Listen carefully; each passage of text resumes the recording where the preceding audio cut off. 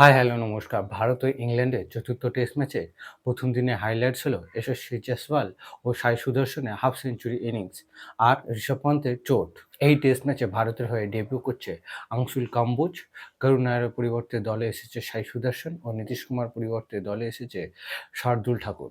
প্রথম দিনে ভারতে ইনিংসের শুরুটা যশস্বী জয়সওয়াল ও রাহুল দারুণভাবে শুরু করে। দুজনের মধ্যে ৯৪ রানের পার্টনারশিপ হয় এবং এরই পরে রাহুল আউট হয়ে যায়। আগে গিয়ে ভারতীয় ইনিংসে ঋষভ পান্ত ও সাই সুদর্শনের মধ্যে ৭২ রানের পার্টনারশিপ হয়।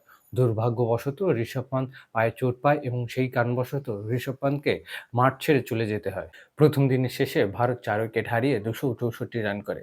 এই ইনিংসে যশস্বী জয়সওয়াল ও সাই সুদর্শনের হাফ সেঞ্চুরি রয়েছে। যশস্বী জয়সওয়াল ৫৮, সাই সুদর্শন ৬১ ও রাহুল ৪৬ রান করে।